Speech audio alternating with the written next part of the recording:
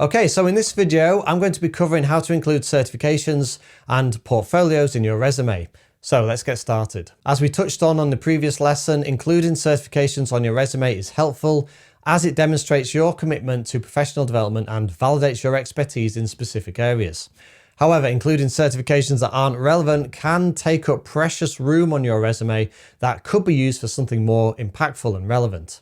So here's how to effectively present this information. Firstly, list any certifications or professional training programs that are relevant to the position that you're applying for. Each entry should include the name of the certification or training, of course, and clearly state the title of the certification, the issuing organization, so mention the organization that issued the certification to you, and of course the date of completion. For example, if you have a project management professional PMP certification, you would say it came from the Project Management Institute, PMI, and the date of completion. Now you can just put the month and the year. Month and year is usually acceptable. But the question is, what do you do if you are really experienced and you have too many? So if you have numerous certifications, make sure you prioritize the most relevant and recent ones to avoid cluttering your resume. Yes, it's tempting to put everything down. You are proud of yourself, I understand that, but we need to tailor these resumes to the particular job that we're going for. Remember, we only have so much space on that resume. Remember the tip about having plenty of white space.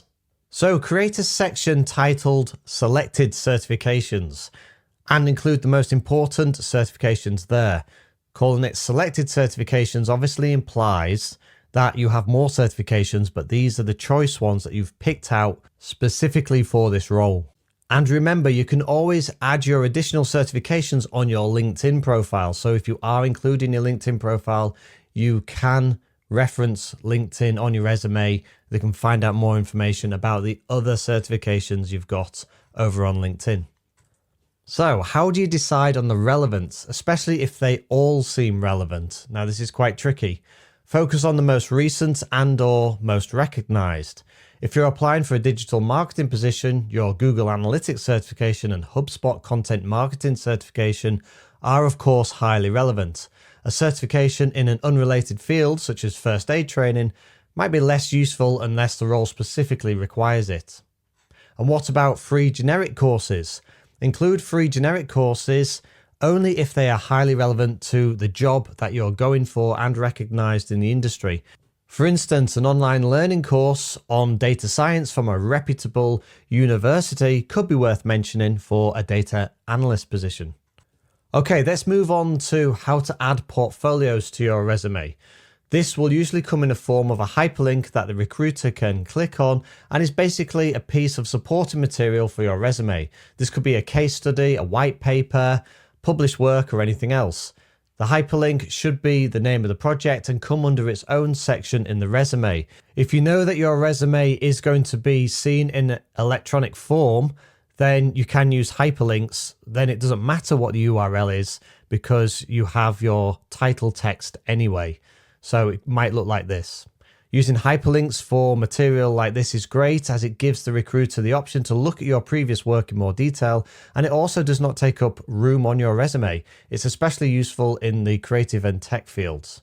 But what if they have received a printed copy from the HR department? You can always write the hyperlink out, but if the link is long, well, it's not going to be very readable. It's going to be a pain for them to type out, and it's going to take up loads of space on your resume. So you do have the option of using a link shortener, such as short URL or Linkly or tiny URL. There's quite a few out there if you just Google link shortening. The other advantage here is you can actually track when that link has been clicked as well, which might be quite interesting and useful to use. It's up to you if you actually want to write out the links. On the one hand, it guarantees that the recruiter has the link information even if they get a printed copy. On the other hand, some links can take up a lot of space, and the recruiter may be reading your resume via an electronic device anyway, like a computer or a tablet, and they can use the link there. Or if they get a printed copy, maybe they can ask HR for an electronic copy if they really want to use that hyperlink.